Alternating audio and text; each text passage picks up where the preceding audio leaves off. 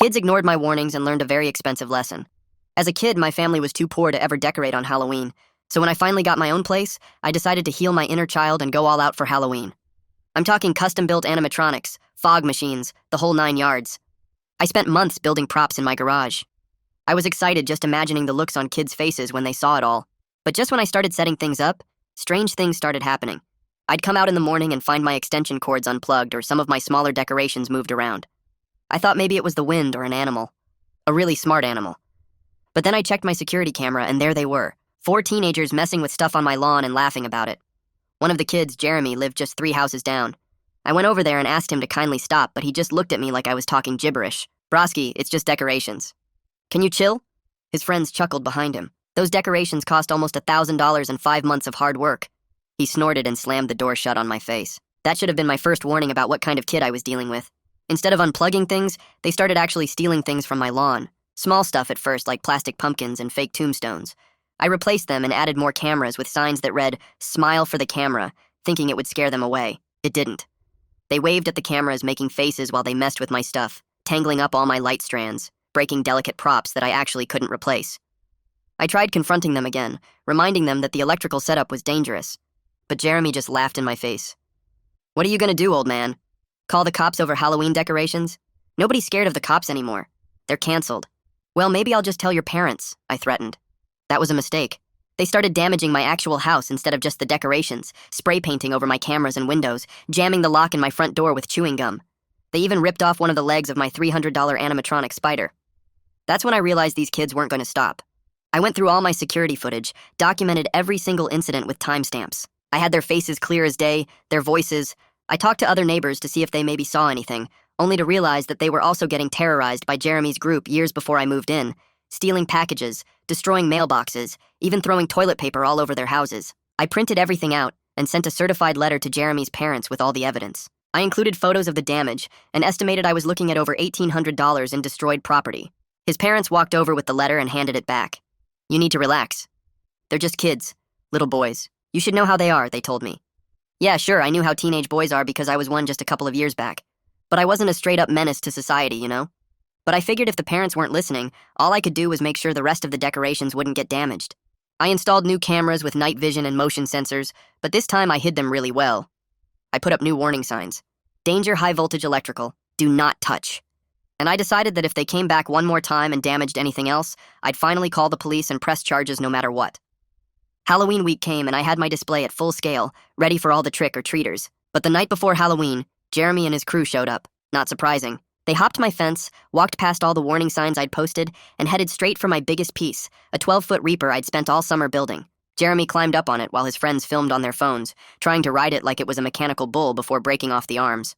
But just as he did, the entire structure ripped over, making Jeremy fall hard onto my decorative fence spikes, which were plastic but still definitely hurt. I actually heard the scream from inside my house and woke up.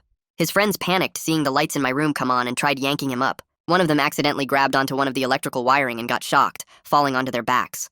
The 2 that weren't injured had to drag them away, leaving behind my broken animatronic, a destroyed section of fence, and Jeremy's phone as evidence.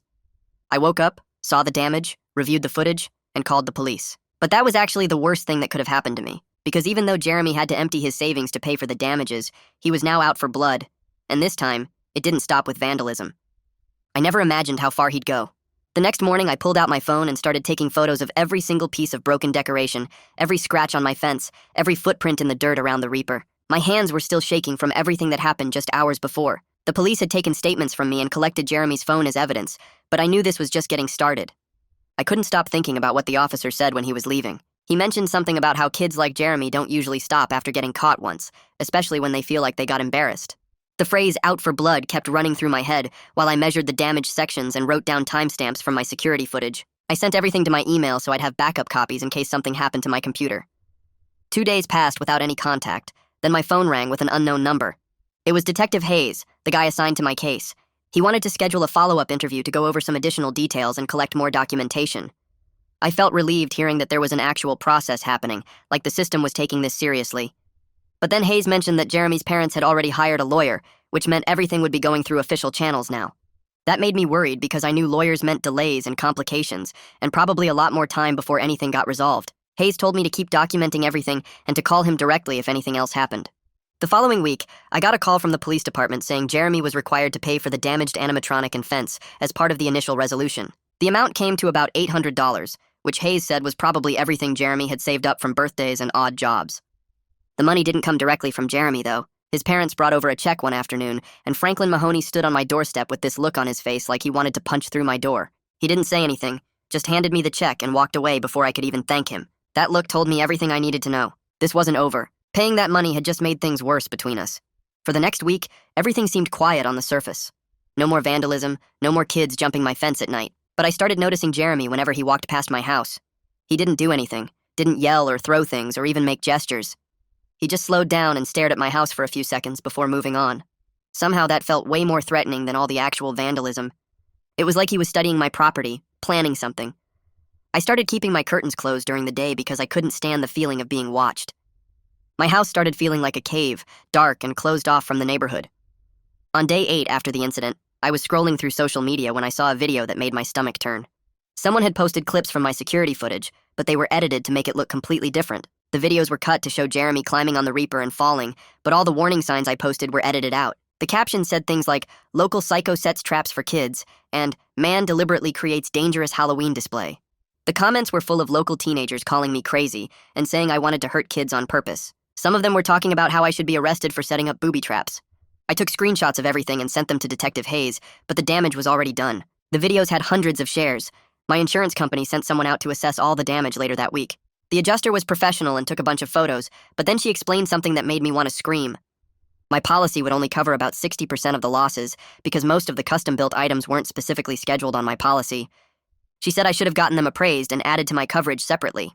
My deductible was $1,000, which meant even with the $800 from Jeremy, I was still out significant money. All those months of work in my garage, all those custom pieces I built by hand and insurance, was only going to cover a fraction of it.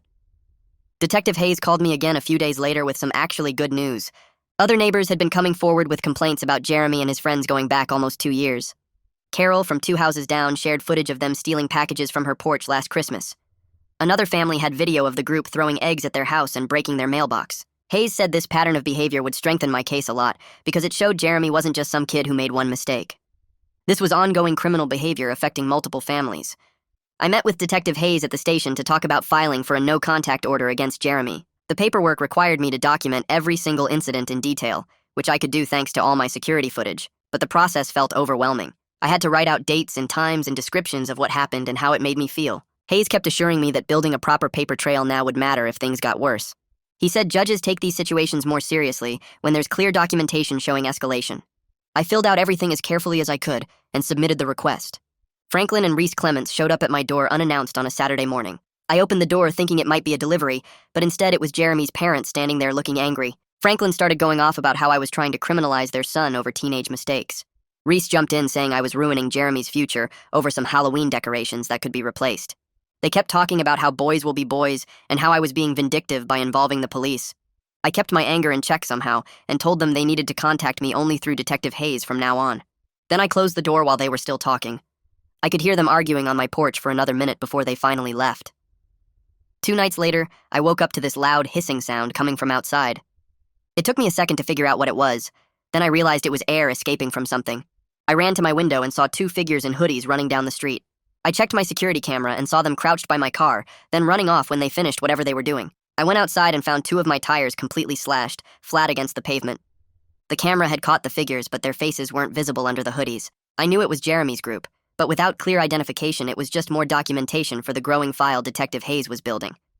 The tow truck didn't arrive until almost 9 in the morning, which meant I had to call work and explain why I'd be late. The driver took one look at the slashed tires and shook his head, saying he'd seen this kind of thing before in neighborhoods with problem kids. He loaded my car onto the flatbed and drove me to the nearest repair shop, where the manager told me I'd need 2 new tires at about $200 each after labor. I sat in their waiting room for 3 hours watching daytime television while they finished the work, my phone buzzing with missed messages from the office. When I finally got to work around 1 in the afternoon, Gabriella pulled me into her office before I even reached my desk. She closed the door and sat down across from me with this concerned look on her face. She mentioned that I'd seemed distracted lately, missing deadlines and showing up late, and she wanted to know if everything was okay at home. I gave her the short version about the harassment and the vandalism and the ongoing police investigation, trying to keep my voice steady. She listened without interrupting, then leaned back in her chair and sighed. She told me she understood that I was dealing with a difficult situation, but I needed to keep my work performance steady because the team was counting on me. I promised I'd do better and got back to my desk, feeling like I was failing at everything. That evening around 6, Carol showed up at my front door carrying a folder full of papers. She'd been talking to other families on the block about forming an actual neighborhood watch, not just casual complaints, but a real organized system. She explained that at least 8 households were fed up with the ongoing harassment from Jeremy's group, and they wanted to coordinate security footage sharing and set up a rotation for keeping eyes on each other's properties. She'd already created a group chat and drafted a schedule for evening patrols, and she wanted to know if I'd join. I agreed immediately, feeling this huge wave of relief that I wasn't facing this alone anymore. She handed me a printed copy of the patrol schedule and told me she'd add my number to the group chat tonight. The following week at work, I started noticing weird looks from some of my coworkers during lunch breaks.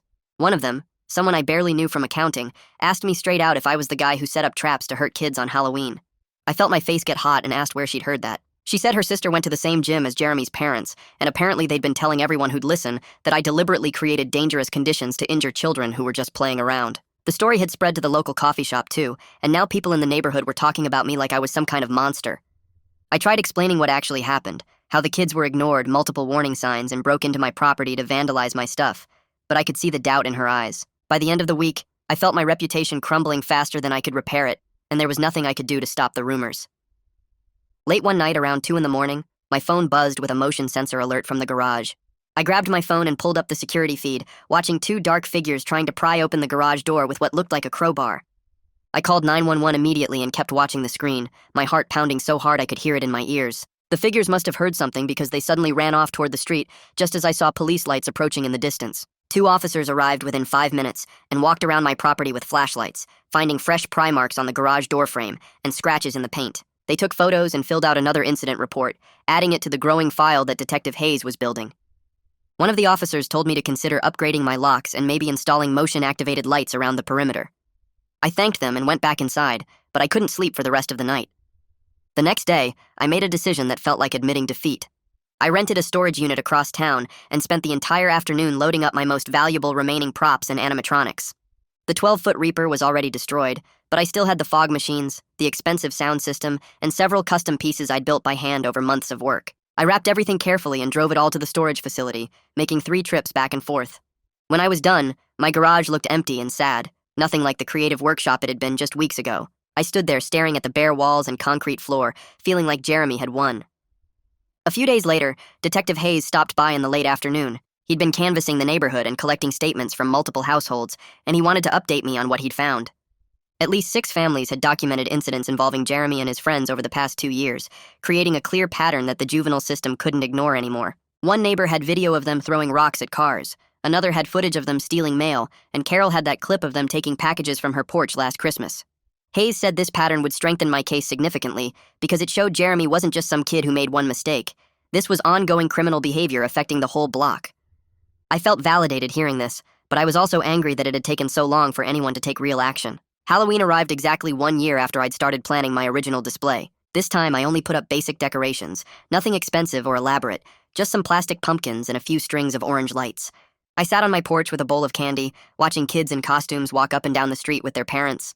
Some parents thanked me for participating despite everything they'd heard about, and a few kids told me they liked my decorations, even though they were simple. But the joy I'd felt last year planning my elaborate display was completely gone, replaced by this cautious wariness every time someone approached my house. The evening passed without incident, and I packed everything away before midnight, relieved it was over. The day after Halloween, someone posted the doctored security videos again with new commentary. This version had circles drawn around the warning signs in the footage, with text suggesting I'd placed them as legal cover after the fact, not as genuine safety warnings. The post claimed I deliberately created dangerous conditions and then tried to hide behind liability protection. I downloaded everything and sent it to Detective Hayes, my hands shaking with anger. He called me back within an hour and assured me that the timeline of my camera footage proved otherwise, showing I'd installed the signs days before Halloween and that they were clearly visible in multiple angles. He said he'd document this as another form of harassment and add it to the file. My insurance company finally processed the claim in mid-November and sent a check for about $1,200 after the deductible. I stared at the number feeling sick because it covered less than half of my actual losses. So many of the custom pieces weren't specifically itemized on my policy, and the adjuster had valued them at basic replacement cost instead of the time and skill I'd invested. I learned an expensive lesson about proper insurance documentation, but it was too late to help with this situation. I deposited the check and tried not to think about all the hours of work that had been destroyed. I spent the following weekend upgrading my security even further. I installed motion-activated lights around the entire perimeter of my property, bright enough to light up the whole yard if anyone approached. I trimmed back all the bushes that had created blind spots for my cameras, hauling the branches to the curb in heavy bags. Then I called a locksmith and paid him to rekey all my doors because I'd become paranoid about copies of my keys somehow existing. The costs kept adding up, several $100 more on top of everything else, but feeling safer was worth every penny.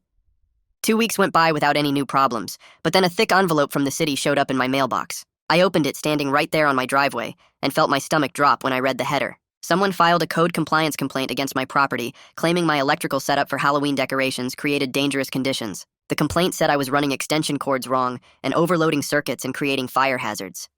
I knew this was garbage because I'd been super careful about following all the electrical codes when I set everything up. I even had permits for the major installations. But now I had to schedule an inspection and take time off work to deal with this, which meant losing money on top of everything else. I called the number on the notice and got an appointment for the following Tuesday, then sent an email to my boss explaining why I needed another morning off. She wasn't happy about it, but approved the request. I spent that whole evening pulling out my permits and installation records, organizing everything into a folder so I could prove my setup was legal. The anger made it hard to sleep that night because I knew exactly who filed this complaint, even though the city wouldn't tell me. Tuesday morning arrived and the code inspector showed up right on time. He was an older guy with a clipboard and a serious expression who introduced himself and got straight to work. I handed him my folder of permits and records, then followed him around my property while he examined every outlet, every connection, every extension cord I'd used. He took photos and made notes, checking voltage loads and testing circuits with some kind of meter. The whole process took over an hour, and I stood there the entire time, watching him work and trying not to look as nervous as I felt.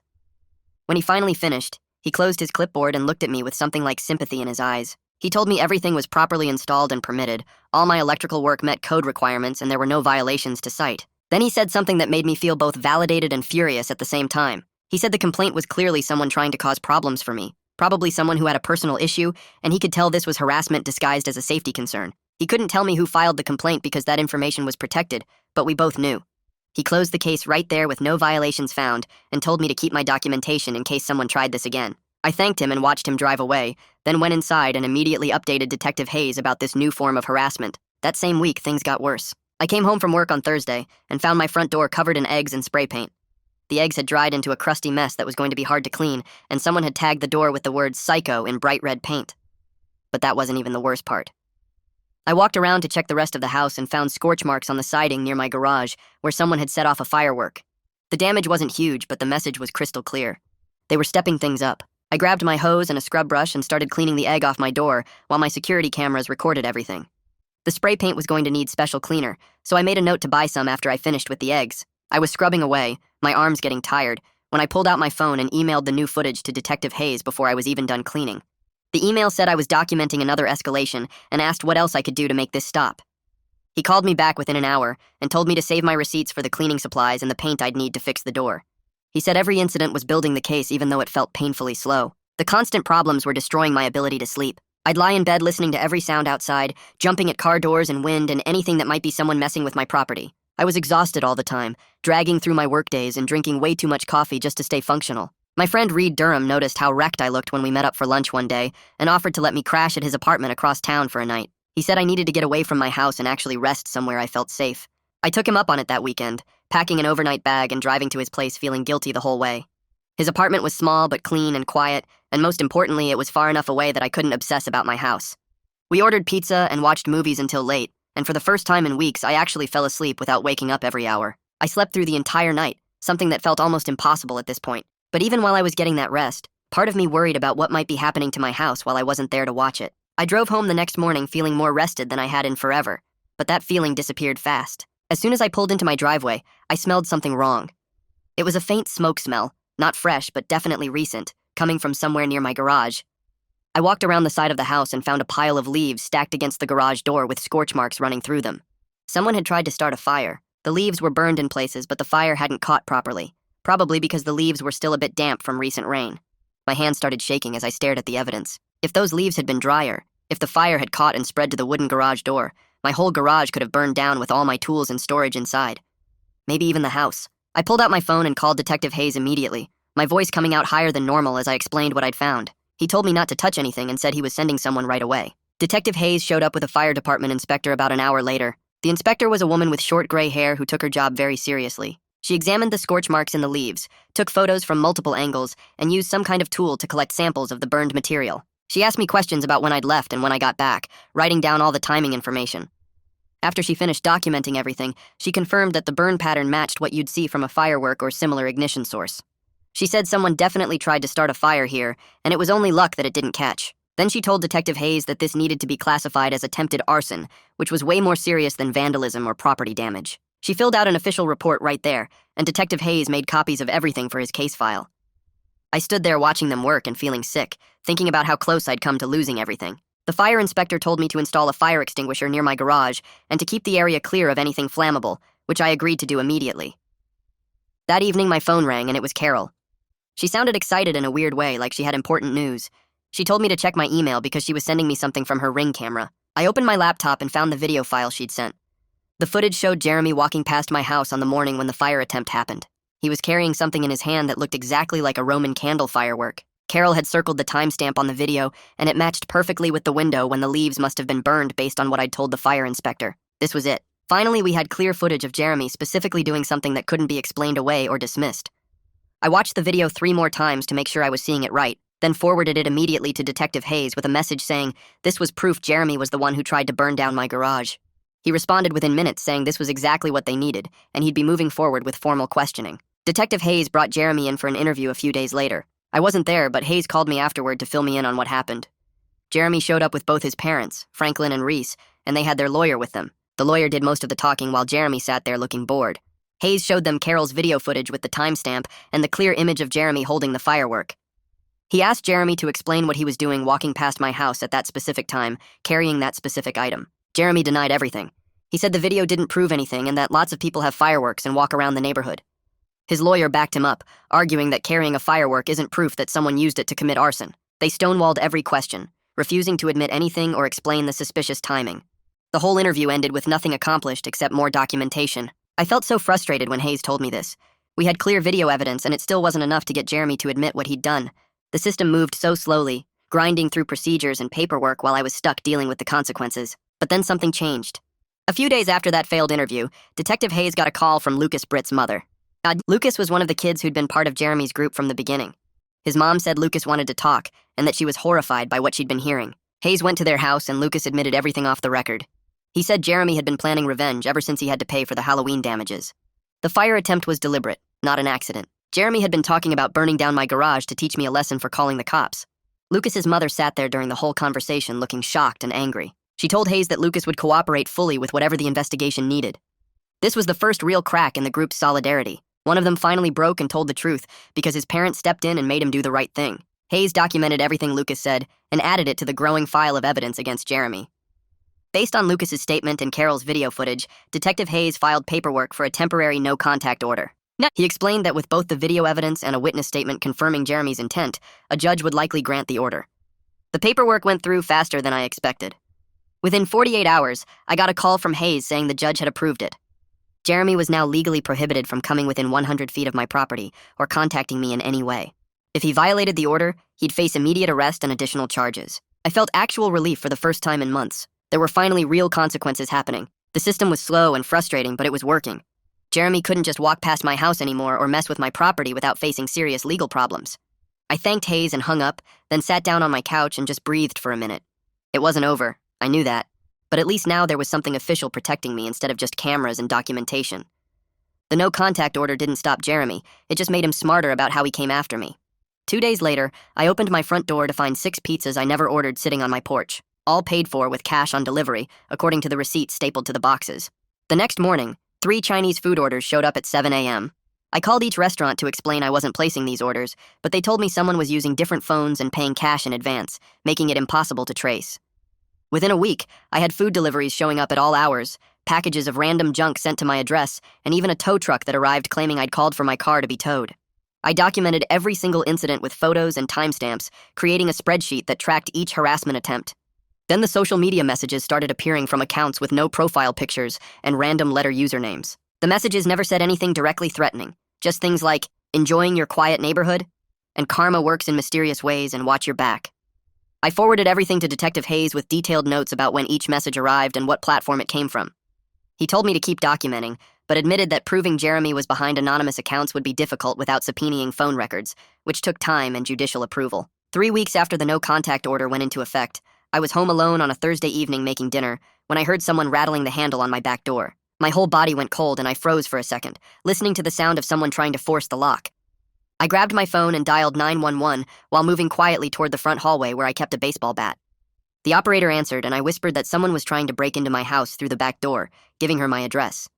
She told me officers were on the way and to stay on the line, but then I heard the rattling stop and footsteps running across my back deck. I moved to the window and saw 2 figures in dark hoodies jumping my back fence and disappearing into the alley. My hands were shaking so bad I could barely hold the phone, and I stayed in the hallway with the bat until I saw police lights pull up outside. When the officers arrived, they searched my backyard with flashlights and found a black backpack lying on the ground near my fence, apparently dropped when the intruders heard me shouting that police were coming. They secured the backpack without opening it and called Detective Hayes, who arrived about 20 minutes later to take over the scene. Hayes put on gloves and opened the backpack right there in my kitchen while I watched. Inside, he found a pair of black gloves, a cheap lighter, several receipts from a hardware store dated from the past week, and a phone with a cracked screen. He powered on the phone and I saw his expression change as he scrolled through the screen. He turned it toward me and showed screenshots of a group chat with 4 participants discussing my house, my work schedule, and specific plans about finishing what we started. The messages referenced the fire attempt from before and talked about waiting until I was gone to avoid getting caught this time. One message specifically said they should check my garbage on trash day to learn my routine. Hayes bagged everything as evidence and told me this was exactly what he needed to file serious charges that would stick. He explained that the phone and the group chat screenshots gave them proof of conspiracy and planning, not just random harassment. He also said the receipts from the hardware store matched items typically used for arson, which strengthened the attempted arson charge they'd been building. I felt sick reading those messages, realizing how close I'd come to losing everything if they'd succeeded. Detective Hayes moved fast with the new evidence. Within 2 days, he had a search warrant for Jeremy's bedroom based on the backpack contents and the group chat screenshots. I wasn't there when they executed the warrant, but Hayes called me afterward to describe what they found. Jeremy had materials in his closet that matched the hardware store receipts from the backpack, including containers that could be used to transport accelerants. More damning was a spiral notebook tucked under his mattress with pages of notes about my daily routine, what time I left for work, what time I usually got home, and which nights my house appeared empty. There were even sketches of my property layout showing where the cameras were positioned and which areas had blind spots. Hayes said reading that notebook made him realize how obsessed Jeremy had become with planning another attempt. The level of detail showed this wasn't just teenage anger anymore, it was something darker and more calculated. I felt sick when Hayes read me some of the entries over the phone, knowing Jeremy had been watching my house so carefully for weeks. The district attorney's office filed a juvenile petition against Jeremy for attempted arson, criminal trespassing, and violation of the no-contact order. Franklin Mahoney and Reese Clements were notified by certified mail that their son was facing serious charges in juvenile court.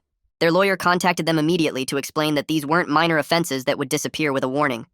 The attempted arson charge alone carried potential detention time in a juvenile facility, and the violation of the no-contact order showed a pattern of escalating behavior. The lawyer also explained that they were facing potential civil liability for damages because Jeremy was still a minor living under their supervision. If I chose to file a civil lawsuit for all the harassment and damage, they could be held financially responsible beyond just the criminal restitution. Hayes told me later that this was the first time Jeremy's parents seemed to understand the full scope of what their son had done.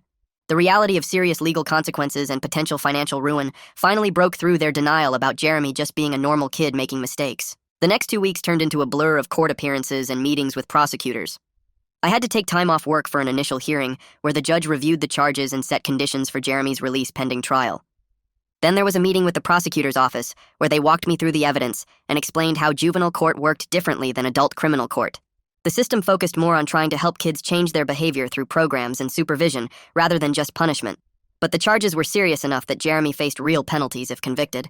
I had to go to another hearing where they discussed whether Jeremy should remain at home or be placed in temporary detention, and the judge decided home detention with an ankle monitor was appropriate given the severity of the charges.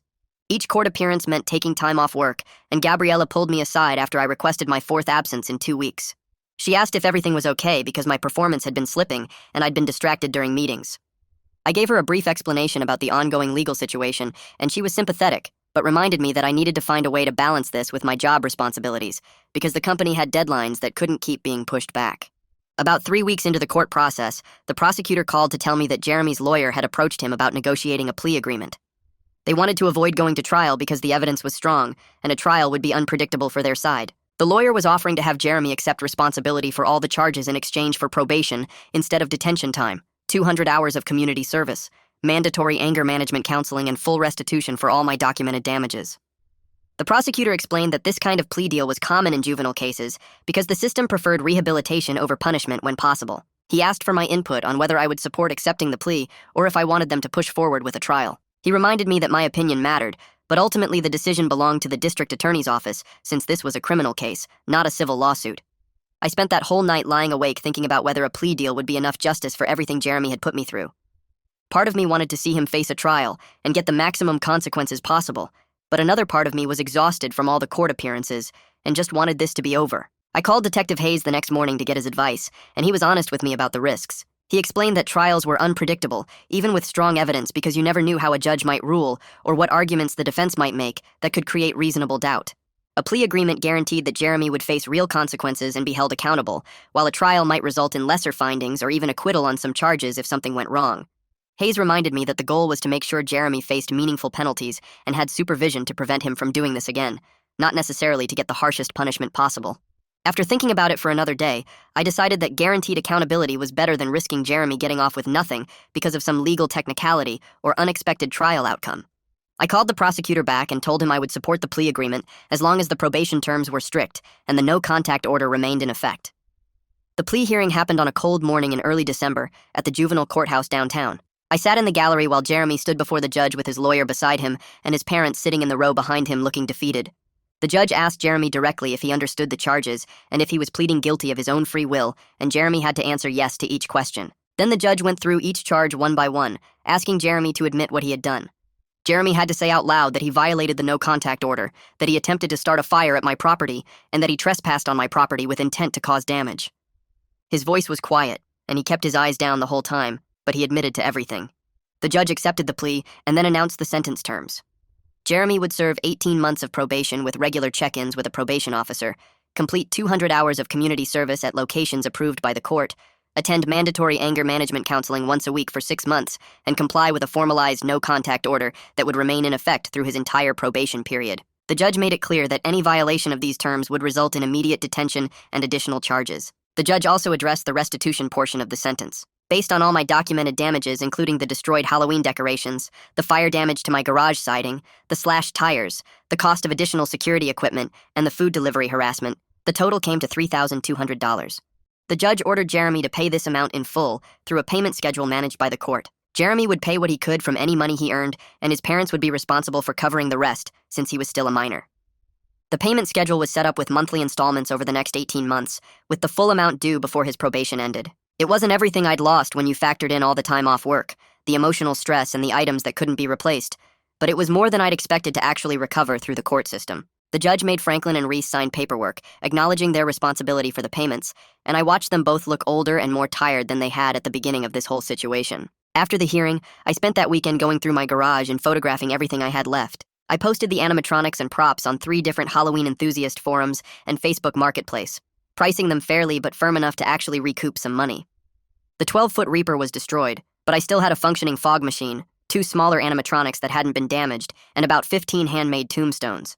Within a week, I sold the fog machine to a guy 2 towns over for $200, and a Halloween store owner bought both animatronics for $500 combined. Letting them go hurt more than I expected because I'd spent hours in my garage building each piece by hand, but I needed to be practical about finances. The tombstones went in smaller batches over the next few weeks, bringing in another $300 total. It wasn't enough to cover everything I'd lost, but combined with the insurance payout and the court-ordered restitution, I could at least stop bleeding money. Carol called me the Tuesday after the hearing to say she'd gotten commitments from 7 other families to join the neighborhood watch. We met at her house that weekend to set everything up, sitting around her kitchen table with coffee while we hammered out the details. We created a shared group chat and divided the evening hours into shifts, so someone was always keeping an eye on the street between 6 and midnight. 8 families total meant we each only had to patrol 1 evening per week, which felt manageable. Carol printed out a schedule and laminated copies for everyone. The first night we started the rotation, I saw at least 3 neighbors out walking their dogs or checking their mailboxes during my shift, and it made the whole street feel different. It wasn't the quiet neighborhood I'd hoped to live in when I moved here, but at least we were looking out for each other now. The first week after we started the watch, I slept through the entire night for the first time in months.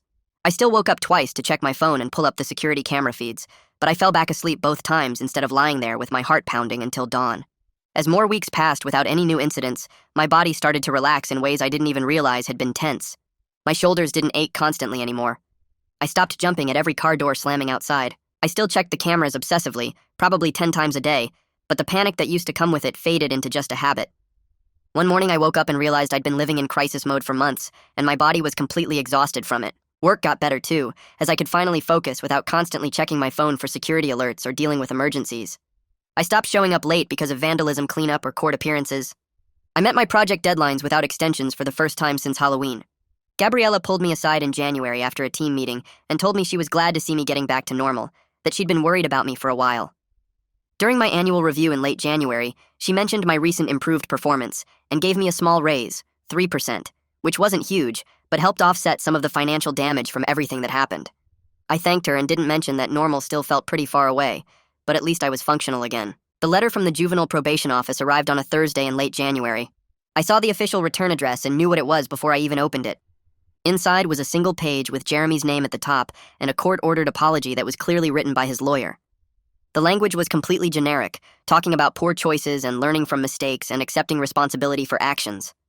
There was nothing in it that acknowledged the actual fear and violation he'd caused, nothing that felt like it came from him personally. It was just legal boilerplate designed to check a box on his probation requirements. I read it twice, looking for anything genuine, then filed it away in the folder with all the police reports and court documents. It didn't give me any satisfaction, but I hadn't really expected it to. I started planning next Halloween in early February, sketching ideas in a notebook during my lunch breaks. This time, I kept everything realistic and focused on safety. I'd keep all the decorations closer to the house where I could see them from my windows. I'd only use weather-resistant pieces that could be easily secured or brought inside each night. I'd install even better lighting around the perimeter so nothing was hidden in shadows. The joy of decorating wasn't completely dead inside me, but it was definitely tempered by hard lessons about security and realistic expectations. I wasn't going to recreate my original vision of an elaborate Halloween wonderland, but I could do something smaller and safer that wouldn't make me a target. One afternoon in February, I was driving home from the grocery store when I saw Jeremy picking up trash along the main road.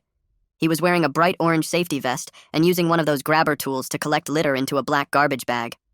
A man in a county vehicle was parked about 50 feet away, watching him, and I recognized the supervisor as Albert Gomez from the probation paperwork. Jeremy looked up as I drove past, and our eyes met for just a second before I looked back at the road. Neither of us waved or nodded or acknowledged the other in any way. I felt this strange mix of vindication and emptiness, watching him do court-ordered labor in an orange vest. Like I'd won something, but it didn't feel as good as I thought it would. Albert Gomez called me a week later as part of his regular check-ins. He confirmed that Jeremy hadn't violated the no-contact order and asked if I'd noticed any suspicious activity around my property. I told him everything had been quiet since the plea hearing. He encouraged me to keep documenting anything that seemed off and reminded me that Jeremy's probation terms included regular searches of his room and strict curfews, so he was being actively monitored. Knowing that someone official was keeping tabs on the situation helped me feel less vulnerable, like I wasn't just relying on my cameras and the neighborhood watch to catch problems. By March, Albert called again to update me that Jeremy had completed about 50 hours of his community service, which was a quarter of the total requirement. He also mentioned that Jeremy's family had made 3 payments toward the restitution through the court system, about $200 each time. I didn't have any direct contact with Franklin or Reese, which was a relief because I had nothing to say to them anyway. The money showed up in my account through an automated court payment system. I put it straight into savings and started planning seriously for next Halloween, pricing out new decorations that would be harder to damage or steal. The community meeting happened on a Tuesday evening in March at the local library. The police department had organized it to talk about neighborhood safety after several families complained about ongoing teen harassment. I showed up early and found about 40 people already there, filling up the folding chairs in the community room. A police sergeant gave a presentation about recent trends and initiatives, and then they opened the floor for people to share their experiences.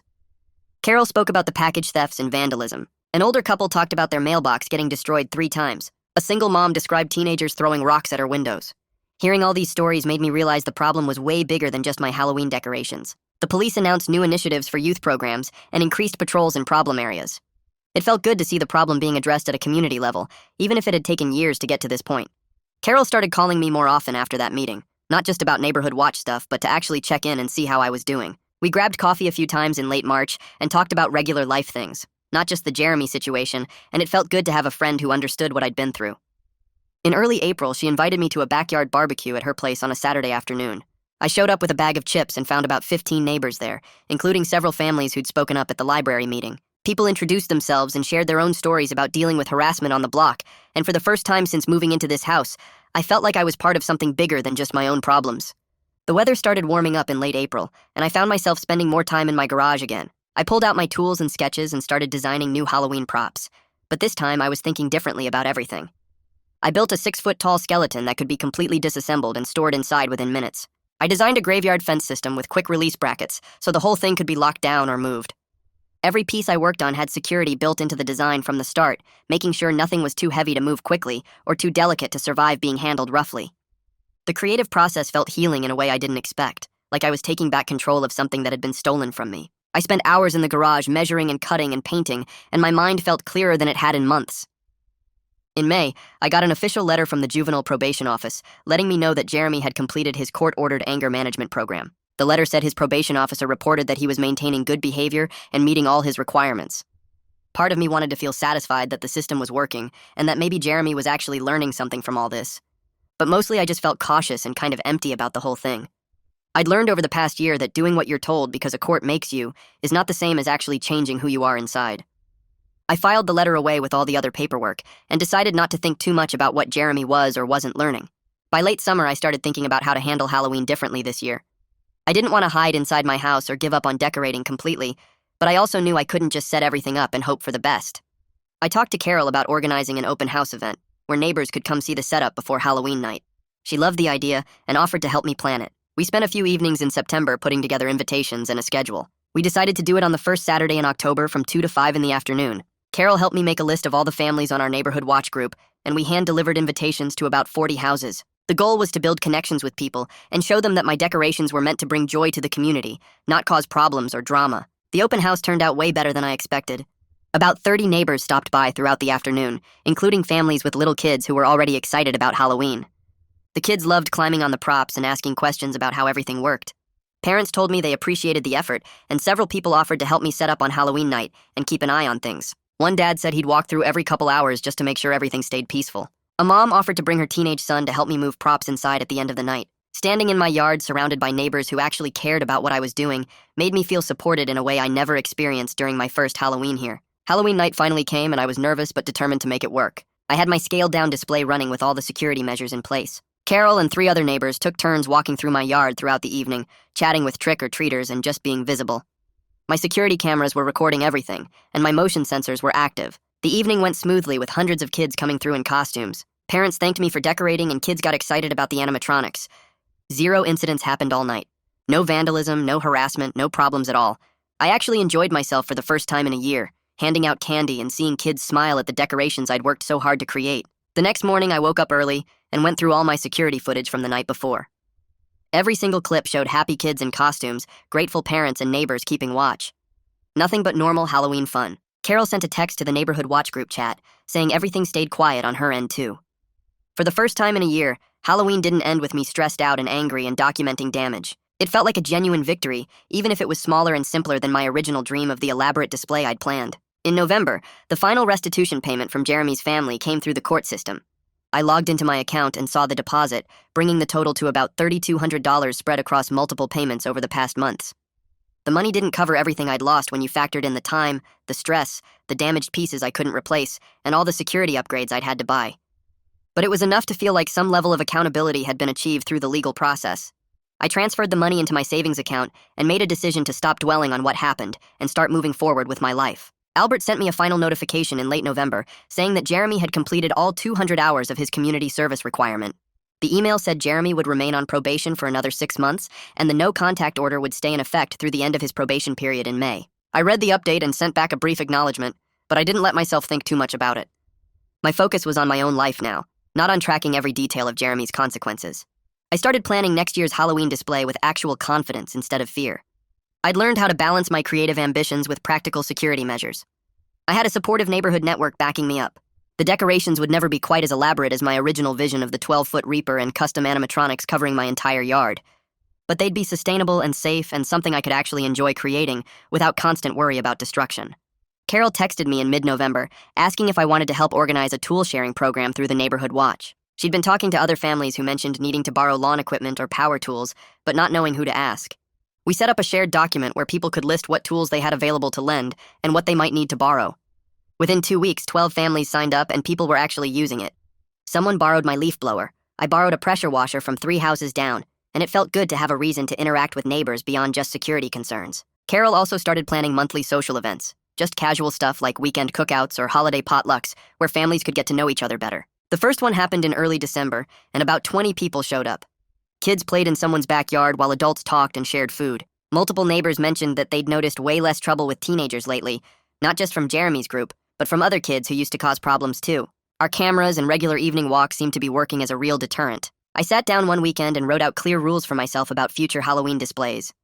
Everything had to be either secured with locks and cables or light enough to bring inside quickly each night. I'd communicate my plans with neighbors at least 2 weeks in advance so everyone knew what to expect and could offer input or concerns. I'd check in with the neighborhood watch group regularly during October to make sure everyone felt comfortable and safe.